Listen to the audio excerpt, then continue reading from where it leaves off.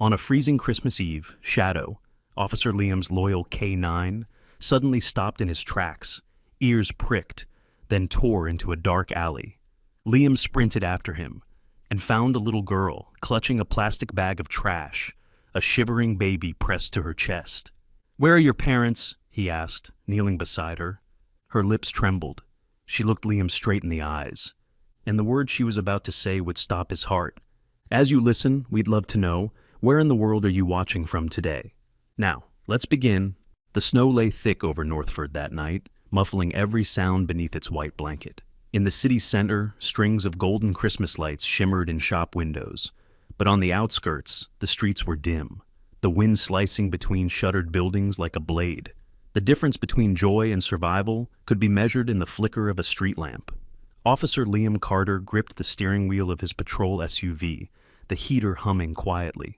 At 30, Liam had the build of a man used to work that tested both strength and patience, broad-shouldered, tall, and carrying himself with a straight-backed alertness. His dark brown hair was trimmed neatly, but a few strands always seemed to fall forward when he concentrated. His eyes, a deep shade of hazel, had the kind of intensity that came from years of seeing the best and worst of people. There was a quiet gravity about him, born partly from the uniform he wore, and partly from the memory of an icy night 18 years ago when his little sister had vanished without a trace.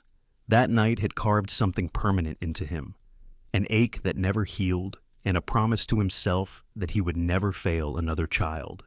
Beside him sat his partner, Shadow, a 5-year-old German shepherd with a sleek black and tan coat that gleamed under the dashboard light. At 90 pounds of muscle and precision, Shadow was all discipline when on duty. A faint scar ran along his left flank, a reminder of the drug raid where he had been injured but refused to leave Liam's side. The dog's amber eyes scanned the streets with the same vigilance as his handler, his breathing steady, his ears flicking toward the smallest sounds outside. The patrol so far had been uneventful, the kind of quiet that often meant something was wrong. Liam had learned to trust the stillness. It was rarely harmless. He drove slowly past darkened houses, checking alleyways and storefronts. The radio crackled occasionally with other officers' reports, but his shift remained silent until Shadow stiffened beside him. The dog's head jerked toward the right, ears pricked, body leaning forward. Then, without hesitation, Shadow let out a sharp, low bark and pulled hard at the harness. "All right, what is it?" Liam muttered, parking at the curb. He trusted Shadow's instincts more than most humans. The dog hopped down as soon as Liam opened the door, paws crunching into the snow, nose to the air. Liam grabbed his flashlight and followed, the beam cutting through the narrow gap between two abandoned buildings. At first, he saw only drifting snow and the faint steam of a vent pipe. Then the light caught a small shape, and his pulse hitched. Standing near an overflowing trash bin was a little girl, no more than 6 years old. She wore a red knit sweater so frayed it hung in loose threads at the sleeves, and her bare hands were red and swollen from the cold. Wisps of tangled chestnut hair stuck to her cheeks, which were chapped and raw from wind. Her arms clutched a thin faded blanket bundle against her chest. As Liam stepped closer, the bundle shifted, and he saw the tiny face of a newborn. His skin pale, lips tinged with blue, his eyes closed, each breath a faint, shaky sigh. The girl's other hand held the handle of a filthy plastic bag filled with crushed cans and empty bottles. The thin plastic stretched tight around the jagged shapes inside. She froze when the beam of his flashlight landed on her, her dark brown eyes wide, darting toward the alley's mouth as if calculating an escape. Her shoulders hunched as though bracing for a blow. Shadow, sensing the tension, lowered his head but didn't growl. Instead, he stood still, tail unmoving, his presence like a silent reassurance. "Hey there," Liam said softly, lowering the light so it wouldn't blind her. "I'm not here to hurt you. What's your name?" Her lips moved, hesitant. "Ruby, and this is my brother, Eli." Her voice cracked, and she adjusted the blanket to shield the baby's face from the wind. Liam stepped closer, slowly, his boots crunching in the snow. "Ruby, are you two alone out here?" She tightened her grip on the baby, her chin trembling. "Please, don't take him away. I take good care of him, I promise." The words hit Liam harder than he expected. For a moment, the cold air around him seemed to press in, bringing with it the sharp, unshakable memory of another little voice on another winter night. A night when he'd been powerless to protect someone he loved. His jaw tightened. He crouched down so he was at eye level with her, his hazel eyes meeting hers. "I believe you," he said quietly. "But it's too cold for you and Eli to stay out here. Let's get you both somewhere warm." Ruby looked down at the bag in her hand, then back at Liam. "We can't. Someone might find us." "Who's looking for you?" he asked gently. Her mouth pressed into a thin line, and she shook her head. "I can't say. Mama said not to." Liam's gut twisted. There was more here than simple neglect. There was fear, the kind that made a child choose the streets over being found. Snowflakes swirled around them, sticking to Liam's coat and catching in Ruby's hair. The baby whimpered softly, a sound too weak for a newborn, and Shadow let out a low chuff, glancing up at Liam as if to say time was running out. He knew he had to act now. Carefully, he extended his arms. "Let me help you carry him. We can go to my car. It's warm. Shadow will walk with us." Ruby's gaze flicked to Shadow. The dog stood calm, his amber eyes steady on her, head slightly lowered. Slowly she nodded and allowed Liam to lift her, still cradling Eli. She was light as a feather, her small frame shivering against him. Liam carried her to the SUV, opened the back door, and set her inside, letting the heat spill over them. He placed Eli gently in her lap, wrapped an emergency blanket around them both, and shut the door. Shadow jumped into the back seat beside them, curling his body to block the draft from the door. Sliding into the driver's seat, Liam glanced back. Ruby's head rested against the seat, but her eyes stayed open, still wary. He could feel the weight of her trust, or lack thereof, and knew it would have to be earned. He pulled away from the curb, the snow-covered street stretching ahead. The radio was silent, but his thoughts were anything but. Somewhere out there was a story, a dangerous one, that had left a little girl scavenging in the snow with a newborn in her arms.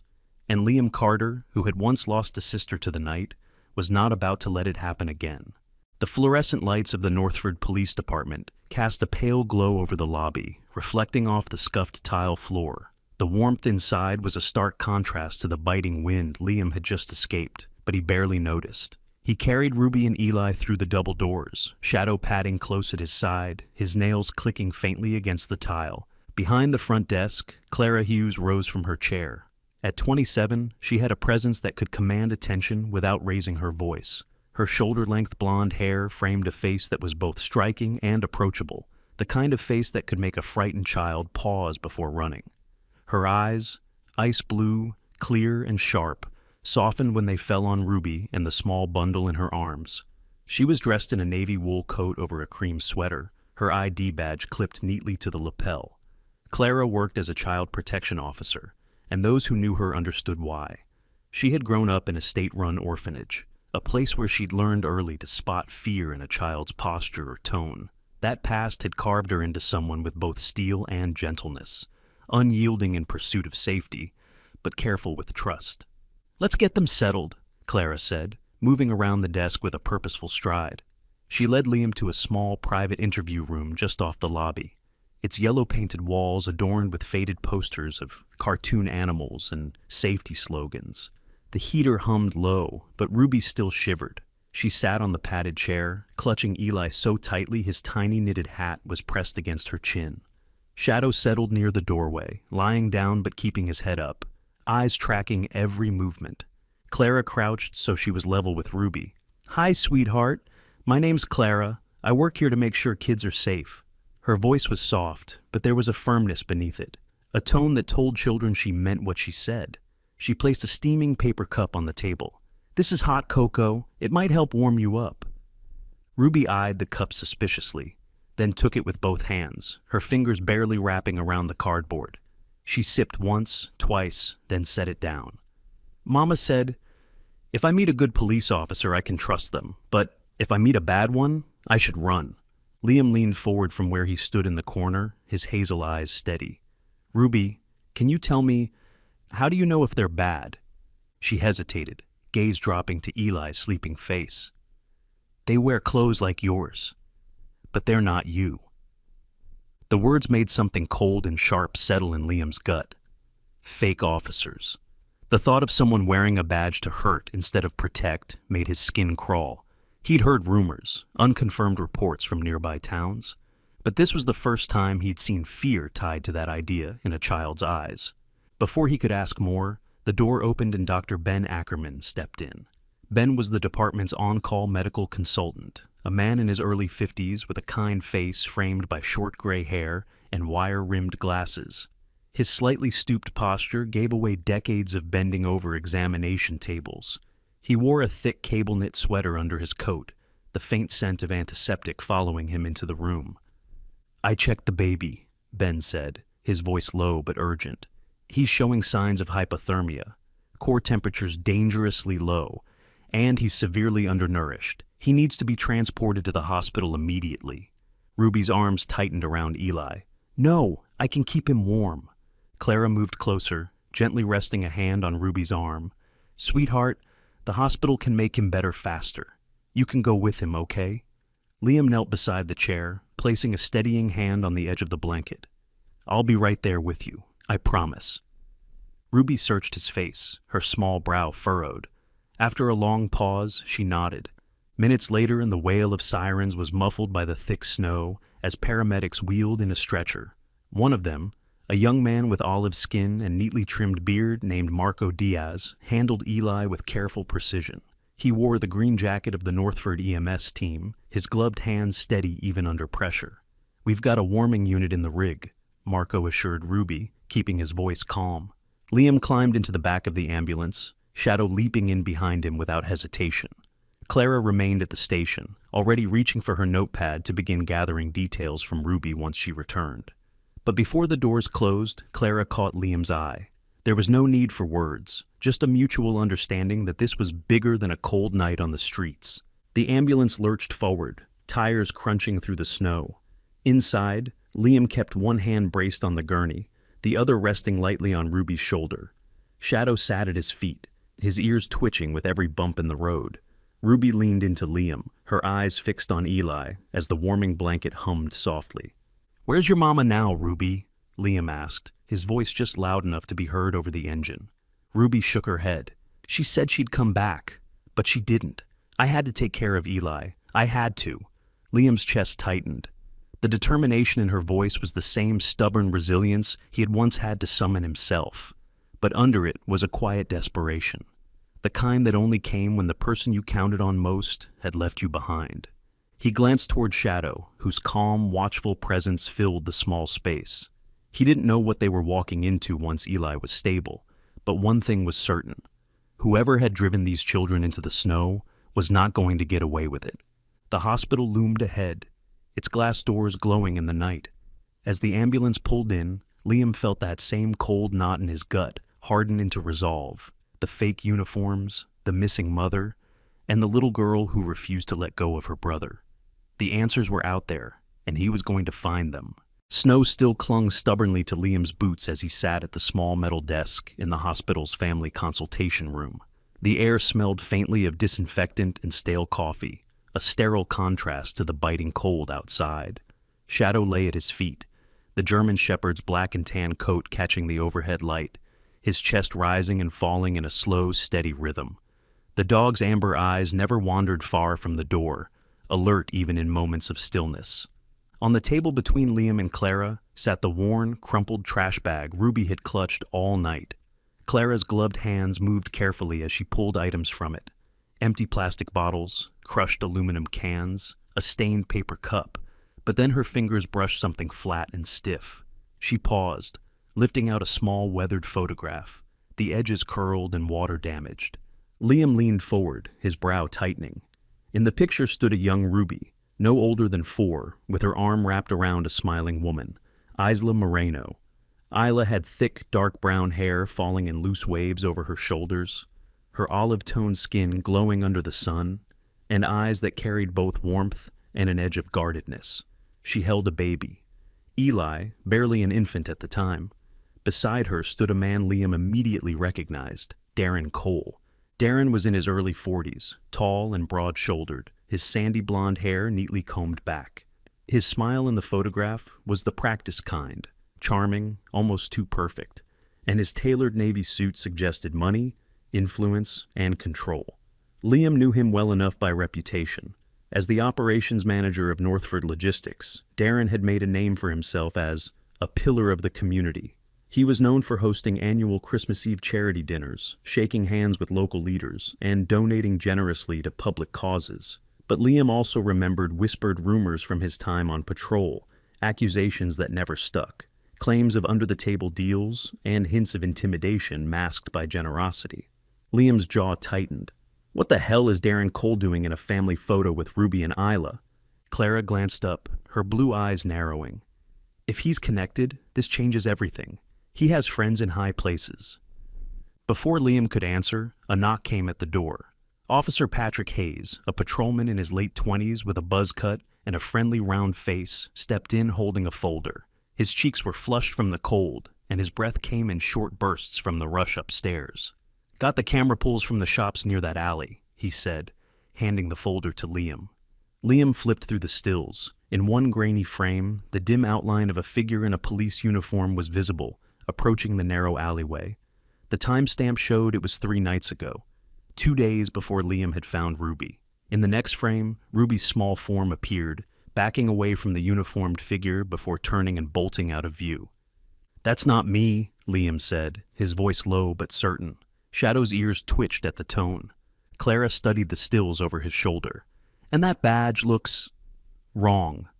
The patch is too low, and the stitching—" "Fake uniform," Liam finished. The unease from the night before deepened. Someone had been looking for Ruby, and not to help her. Later that evening, Liam made his way to the pediatric ward. The soft hum of machines and the faint beep of monitors filled the air. Eli was swaddled in thick hospital blankets, his cheeks now showing a faint flush of warmth.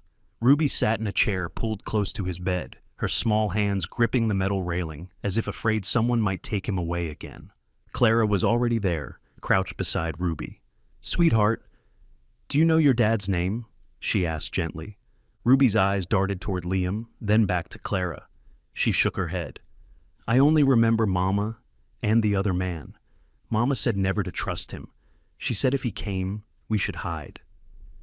"Was the man in this picture?" Clara asked, showing her the worn photograph. Ruby hesitated, then nodded slowly. "Yes, that's him." Liam watched the exchange, a knot forming in his stomach. This wasn't just abandonment. It was something deeper, uglier. He knew that guarded look in Ruby's eyes. It was the same look he'd seen in kids forced to survive too long on their own. Shadow shifted at his side, letting out a low, rumbling sound that wasn't quite a growl, but carried warning in its tone. Liam instinctively reached down to rest a hand on the dog's head. "We'll keep you safe," he murmured, though he wasn't sure if he was saying it for Ruby or himself. When they stepped out into the hall, Clara pulled Liam aside. "If Darren Cole is involved, he's not working alone.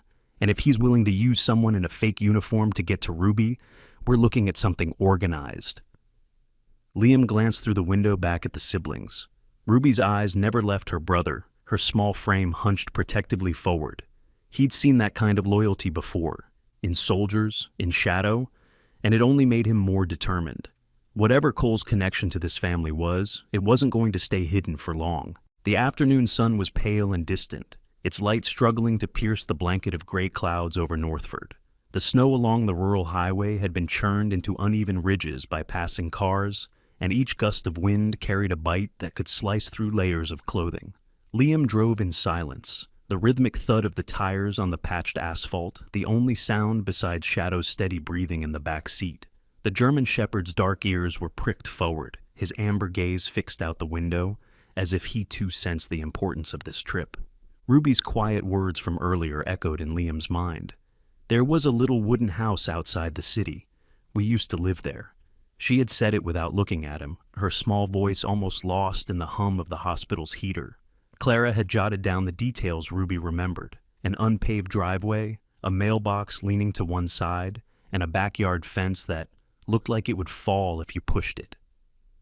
When they reached the outskirts of town, the houses grew farther apart, their yards buried under snowdrifts. Liam slowed as he spotted the leaning mailbox, half buried in white, its paint chipped down to gray metal. The wooden house behind it was small, its once blue siding now faded and peeling. The windows were frosted over, But even from the driveway, Liam could see that the back door hung crooked on its hinges. He parked, tugged his scarf tighter, and let Shadow leap from the back seat. The dog's paws landed softly in the snow, his breath steaming in the cold air. Liam's own breath came in sharp clouds as he approached the house, his boots crunching over frozen patches. The air here smelled faintly of damp wood and something metallic. Inside, the air was colder than outside. The back door had been forced open. Splinters from the frame lay scattered on the linoleum floor. Furniture was overturned, chairs on their sides, a lamp broken in the corner, couch cushions ripped open and tossed haphazardly. Liam's eyes narrowed as he noticed dark marks on the kitchen floor, boot prints, broad and heavy, pointing toward the back door. Near the threshold, a small patch of dried, rust-colored stains caught his attention. He crouched, his jaw tightening as he confirmed it was blood. Shadow moved methodically around the kitchen, nose to the floor, his tail rigid in concentration. The dog's keen sense of smell pulled him toward the cabinets, stopping abruptly in front of the lower cupboard near the stove. He looked back at Liam, then scratched lightly at the wood. Liam knelt and opened it. Inside, hidden behind a stack of dented pots, was an old rice container. The lid creaked as Liam pried it open. Nestled inside, wrapped in a scrap of cloth, was a battered cell phone, its plastic casing scratched, the screen spider-webbed with cracks. It felt cold and dead in his palm. He pressed the power button, and to his surprise, it flickered to life with a sluggish hum. There was only one message in the inbox. The date was from a week ago. The text was blunt, the words almost vibrating with menace. If you don't hand over the thing before Christmas, you'll never see your kid again. Liam exhaled slowly, his mind already assembling pieces of a puzzle. From his years on the force, and from instincts honed long before that, he knew this was more than a random break-in. This was targeted, deliberate. And the language wasn't just a threat, it was leverage. Someone had taken Isla's child to force her to hand over something. But what was the thing? As Liam slipped the phone into an evidence bag, his mind circled back to Darren Cole. The man's public image was spotless, but if he was connected to this house, to Isla, and now to this threat, Liam's gut told him the answer lay in whatever the thing was. And if they didn't find it before Christmas, Ruby and Eli's nightmare might only be beginning. Shadow gave a low chuff, ears swiveling toward the sound of a car in the distance. Liam moved to the window, catching a glimpse of a dark SUV slowing at the end of the road. Tinted windows concealed the driver. The vehicle lingered for a moment, then rolled away, its tires spitting slush into the air. He stood in the cold, silent kitchen, the phone screen still glowing faintly in his pocket, and made a quiet promise to himself. He would find Isla, uncover what the thing was, and make sure no one, least of all Ruby and Eli, would be used like pawns in someone else's game.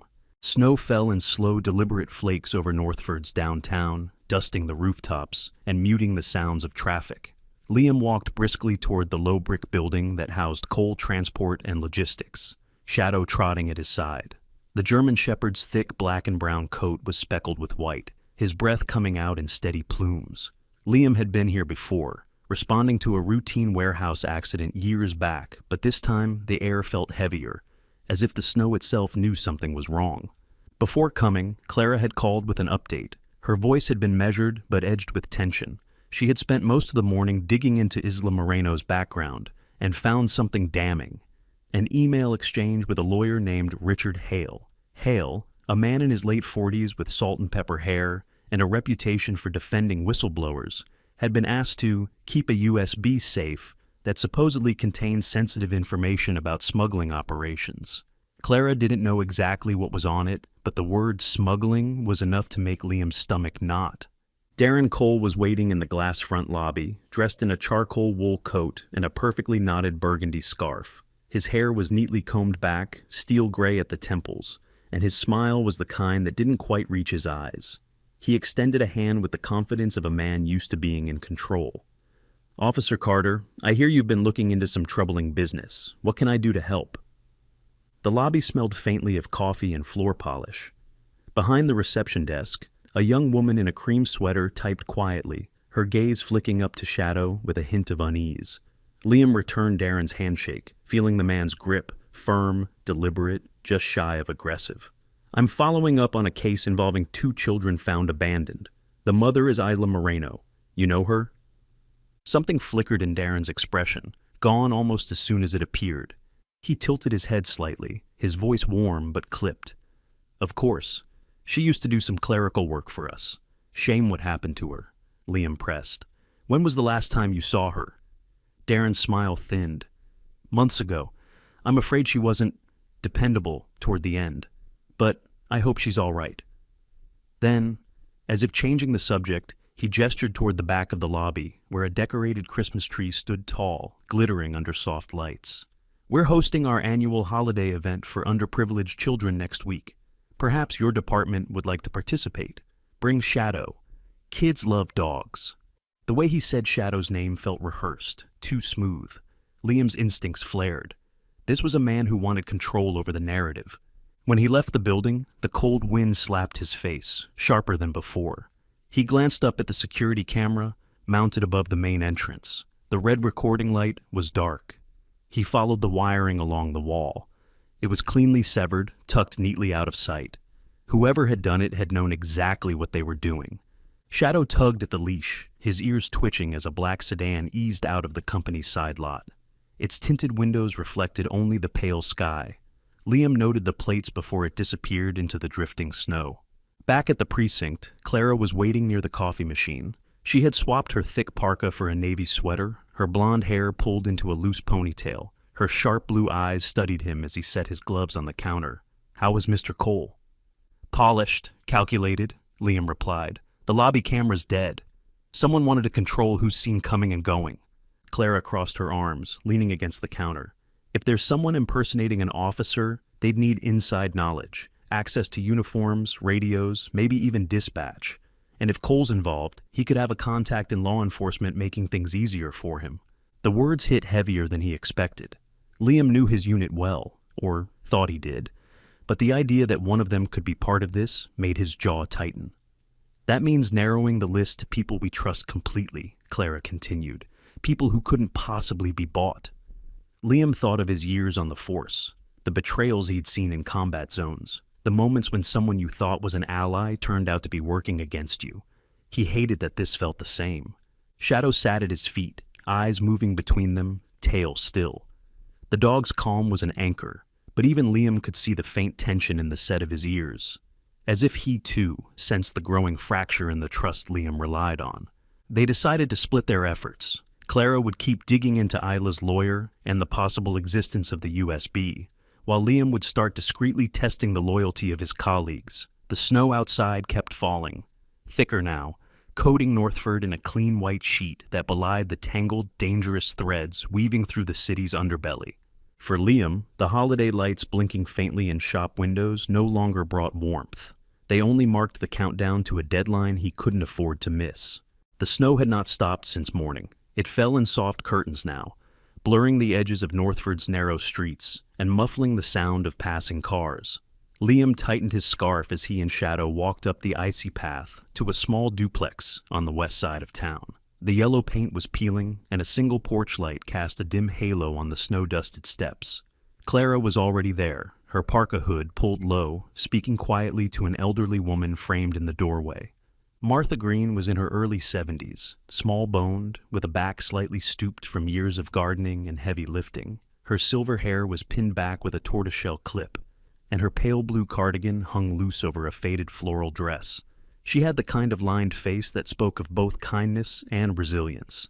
As Liam approached, she offered a polite nod, but kept her arms wrapped around herself, more from the weight of memory than from the cold. "I told your friend here," Martha began, her voice carrying the slow, deliberate cadence of someone used to telling stories carefully, "that I saw Isla just a few days ago. She had both the little ones with her, looked frightened." They were heading toward the bus stop, but before they got far, a police car pulled up.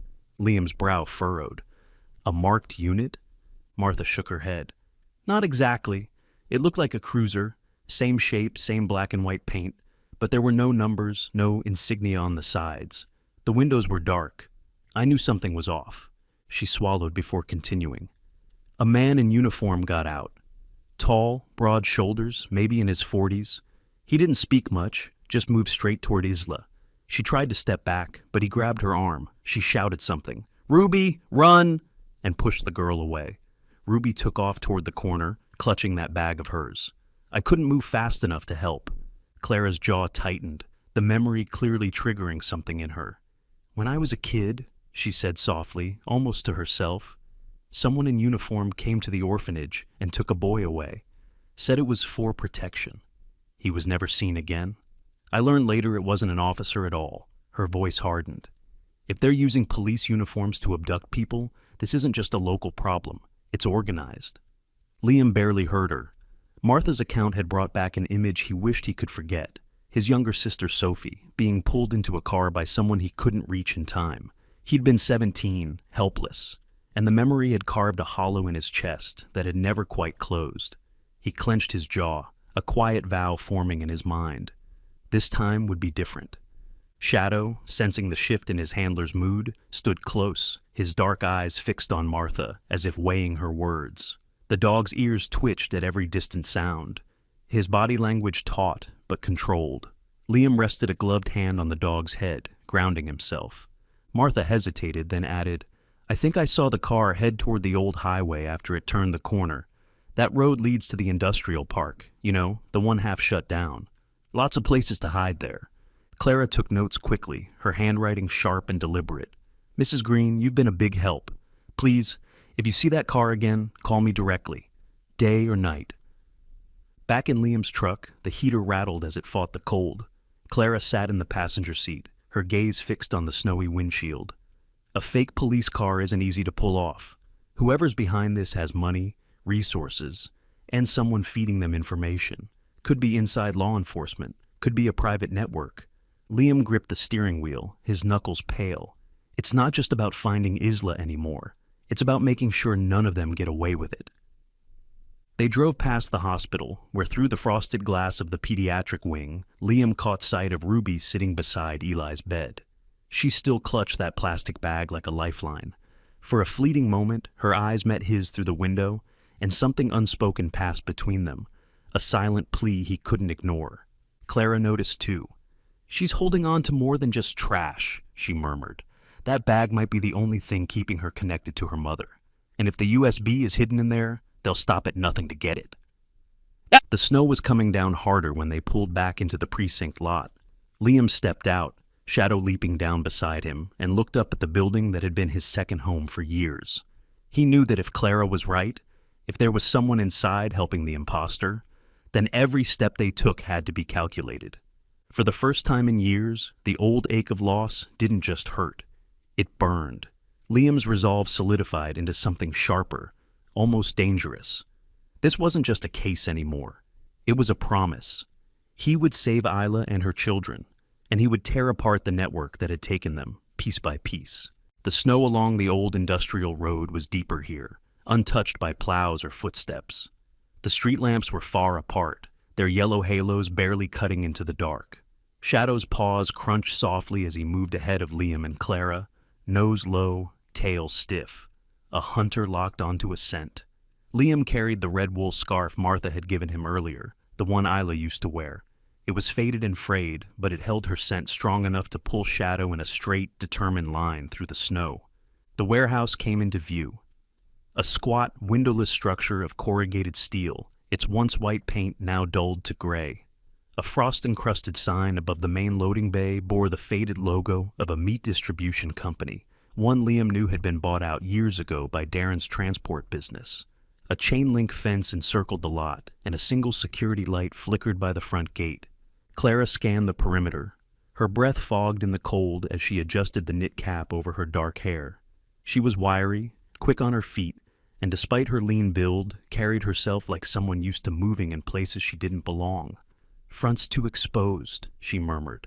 "If they've got anyone inside, they'll see us coming."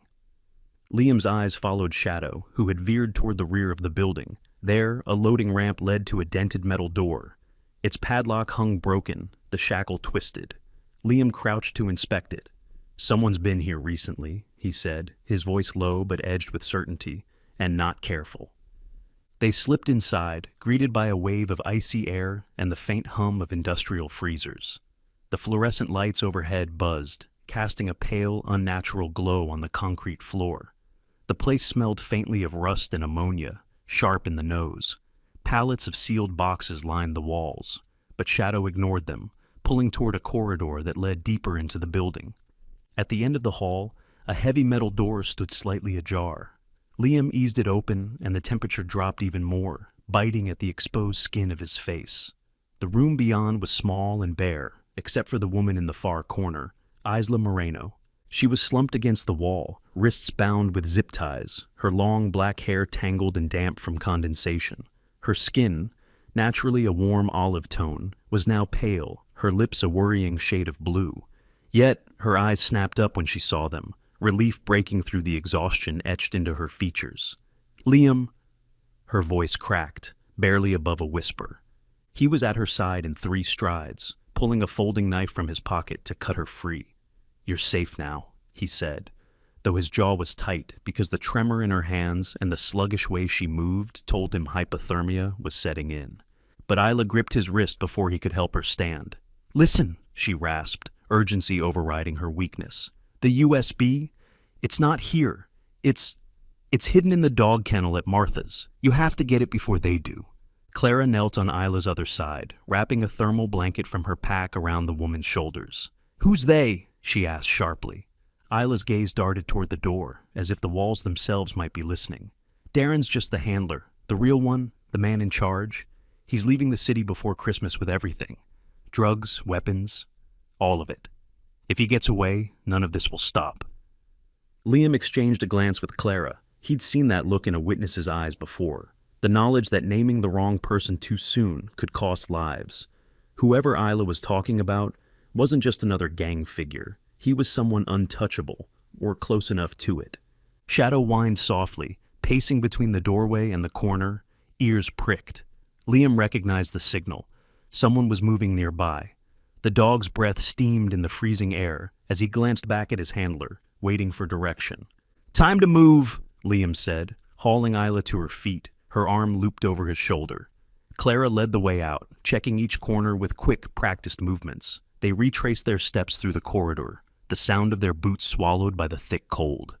As they emerged into the night, the wind cut hard against them. The lot was still empty, but Liam felt eyes on them. Too many years in the field had taught him not to ignore that instinct. He boosted Isla into the back seat of the truck, Shadow hopping in beside her, and Clara slid into the passenger seat without a word. The drive back toward town was silent except for the engine and the faint rattle of the heater. Isla sat hunched under the blanket, her eyes half closed, but her hands stayed clenched around the edge, as if holding on to the last thread of safety. When they reached the edge of Northford, Liam caught Clara's reflection in the rearview mirror, her jaw set, her mind already working through what Isla had told them. They both knew what had to happen next. The USB at Martha's had to be retrieved, and quickly. And if the real mastermind was preparing to vanish, the clock was already running out. The storm had rolled in without mercy. Snow tore sideways across the road, driven by a wind that howled through the empty streets of Northford like some ancient predator. Liam's truck labored forward, headlights carving a narrow tunnel through the whiteout. Every few seconds, the wipers would slam across the windshield, pushing away snow only for it to gather again. Shadow sat in the passenger seat, ears flicking at every gust, his thick black and tan fur bristling in the cold air seeping through the truck's worn seals. He was 6 years old, broad-shouldered for a German shepherd, with the calm gaze of a dog who had been through too many battles to waste energy on panic. In the back seat, Clara was leaning over a laptop balanced on her knees, her brow furrowed. "Storms knocked out most cell towers in the north sector," she said. "We're blind out here. If Darren makes a move before we get to him, we might not even know." Liam gripped the wheel tighter, jaw set. His plan had been simple: fake a USB handoff to lure Darren into the open, then take him down clean.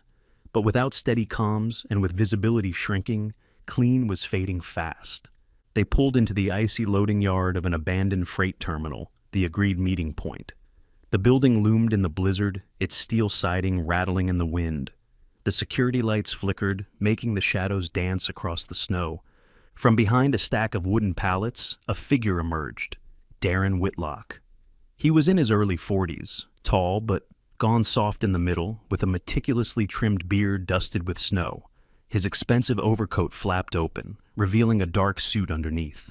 He smiled, but it was the kind of smile that never touched the eyes. "You bring it?" Darren called, raising his voice over the wind. Liam stepped forward, coat collar pulled high against the cold, one gloved hand gripping a small weatherproof case, the decoy USB inside. He didn't answer, just closed the distance slowly. Then, a voice behind him cut the storm in half.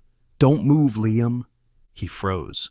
The sound of a gun's safety clicking off came next. Slowly he turned his head and saw Officer Brent Holloway.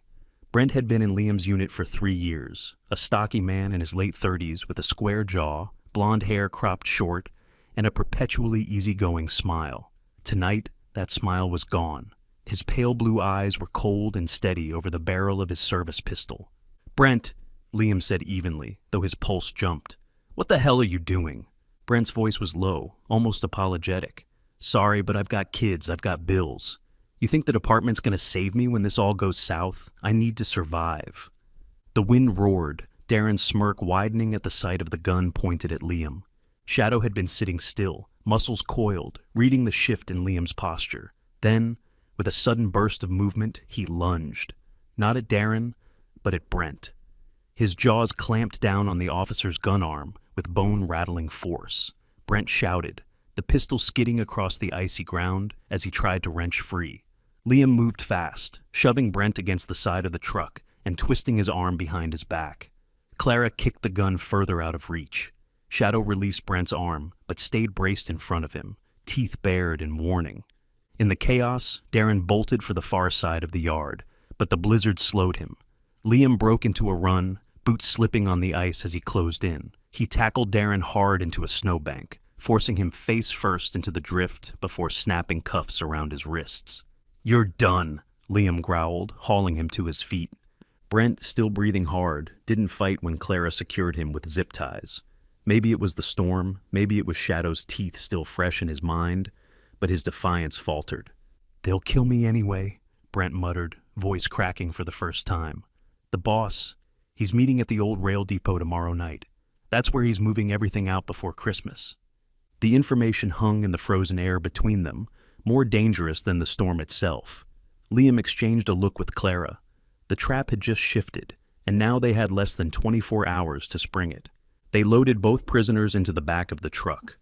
As Liam climbed into the driver's seat, Shadow hopped up beside him again, muzzle flecked with snow, eyes bright and watchful. Outside, the blizzard screamed over the dark city, but inside the cab, there was a quiet, unspoken certainty. This wasn't over. Not yet. The USB sat on the table of the dimly lit operations room, its metal casing still cold from being pried out of the hiding place Isla had mentioned. Snow tapped against the frosted windows in steady bursts, and the faint hum of the heater was the only sound while the tech team worked. A young technician named Mark Ellison, short, wiry, with sandy hair always sticking out from under a headset, typed rapidly, the glow of multiple screens reflecting in his wire-rimmed glasses. Liam stood behind him, arms folded. His broad shoulders filled the space between the workstations, his weathered face still tight with concentration. Clara sat nearby, her dark hair pulled back into a braid, leaning forward with one hand under her chin. Shadow lay stretched out by Liam's boots, his thick coat puffed slightly from the room's warmth, but his amber eyes never left the door. "Got it," Mark said, tapping a key with a flourish. "Encrypted, but nothing we can't handle." He inserted a final command, and the screens lit up with columns of data, transaction records, coded shipping routes, and names. The first name that made Liam's gut tighten was Victor Hale. The photo that popped up was too familiar. Tall, silver-haired, with the kind of sculpted jaw and deep-set brown eyes that looked trustworthy in magazine covers. His suits were tailored to perfection, his smile disarming. He was the type of man who seemed at home standing beside mayors or cutting ribbons at children's hospitals. "Front page charity, darling," Clara murmured, scrolling through a gallery of him shaking hands with politicians and posing at black-tie galas. And meanwhile, running half the smuggling pipeline in the northern states. Liam had seen the type before, men who never pulled a trigger themselves, but orchestrated the ruin of countless lives. His jaw clenched. "We bring him in tonight." By late afternoon, the FBI had set up a command post in the municipal hangar. Agents moved in coordinated silence, checking weapons, studying aerial photos of a small private airfield on the city's outskirts. Special Agent Marissa Connors, a woman in her mid-40s with sharp hazel eyes and a short, no-nonsense haircut, walked Liam through the plan. She was lean, stood just a hair shorter than him, and carried herself with the controlled energy of someone who'd led too many raids to count. "He's booked to fly out at 23:45, Marissa said, tapping the map. "We've got spotters on every approach road. Your job, Cole, is to be point intercept with your K9. Nothing will stop him faster than a trained German shepherd between him and his plane." Shadow's ears twitched at the mention, as if he understood. Liam knelt to adjust the dog's tactical harness, patting the scar along his left foreleg, a reminder of past battles they had survived together. By nightfall, snow had thickened again, but this time it was a steady fall, the flakes swirling under the airfield lights. The hangar doors were half open, revealing Victor Hale's gleaming private jet. Its nose pointed toward the runway, engines humming. Two men in long coats wheeled luggage carts toward the plane.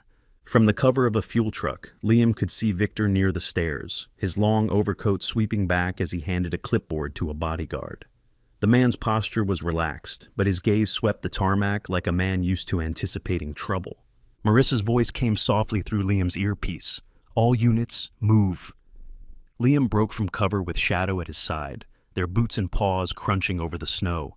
Victor's head turned sharply, his confident smile faltering when he recognized Liam. The bodyguard stepped forward, hand moving inside his coat, but Shadow was faster. The shepherd surged forward in a blur, teeth clamping onto the man's forearm before he could draw. The guard howled, stumbling back, the gun clattering to the ground.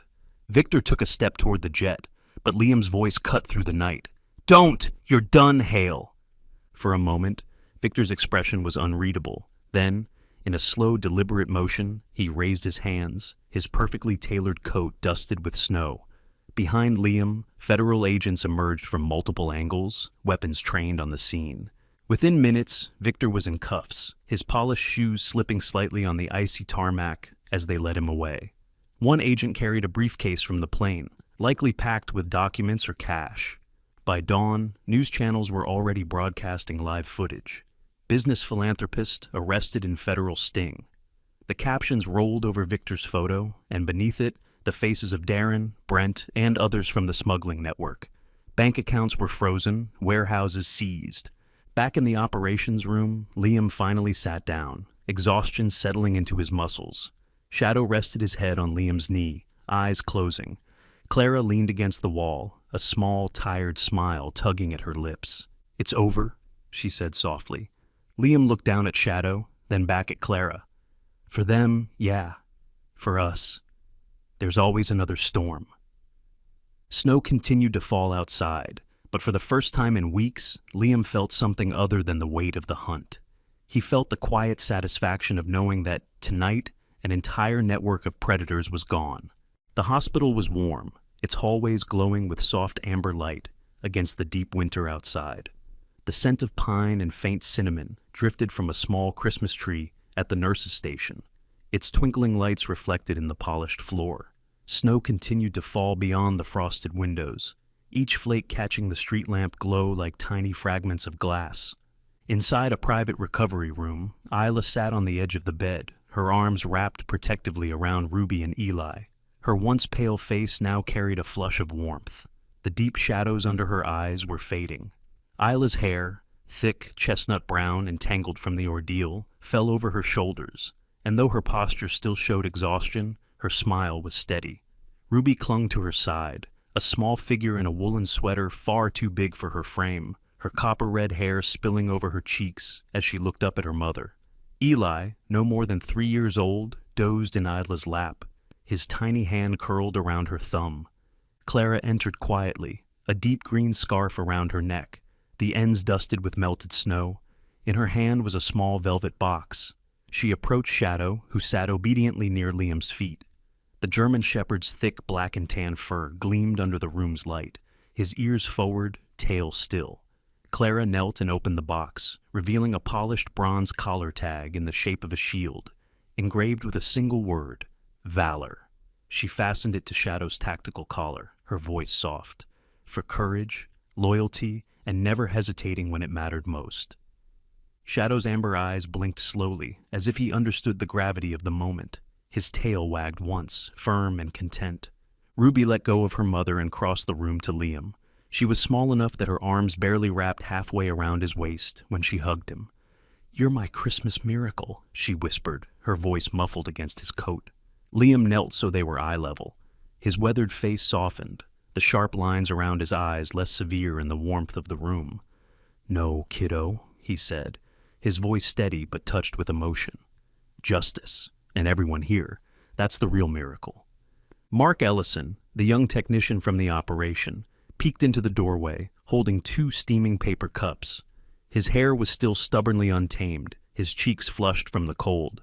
"Coffee run," he announced, setting one beside Liam. He gave Ruby a shy smile before excusing himself, clearly unused to lingering in emotional moments. As the hour crept toward midnight, the group moved toward the hospital's common lounge, where a larger Christmas tree stood in the corner. Marissa Connors arrived briefly, her short-cropped hair still damp from snow, wearing a navy pea coat. She shook Liam's hand firmly. "Federal cleanup teams are sweeping the last of Hale's warehouses.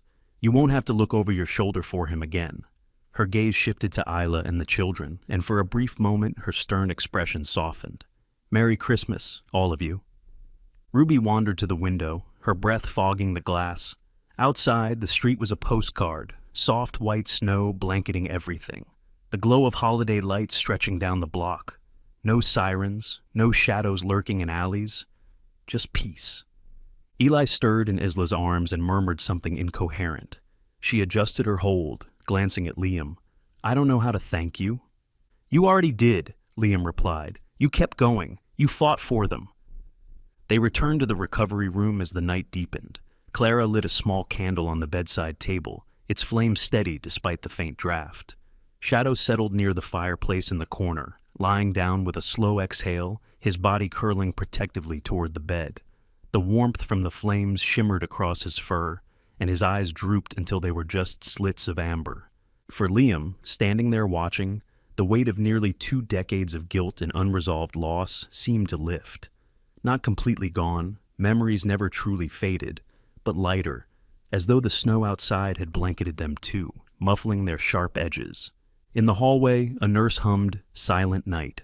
Somewhere far below, the hospital's front doors swished open and shut as visitors came and went, each carrying small wrapped gifts or paper bags of food. And out on the streets, the city breathed in the calm of a holiday free from the shadow of predators.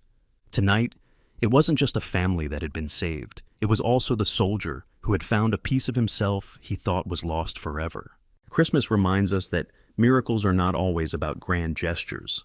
Sometimes, they're a soldier refusing to give up, a loyal dog who risks everything, or a stranger who chooses to step in. In a world that often feels cold, God still works through ordinary people to bring extraordinary hope. Let this story remind us to open our eyes, our hearts, and our hands to those in need every single day. If this touched you, please share this video so more hearts can be warmed. Leave a comment with your own thoughts or prayers, and subscribe to our channel for more stories of hope. May God bless and protect you and your loved ones, now and always.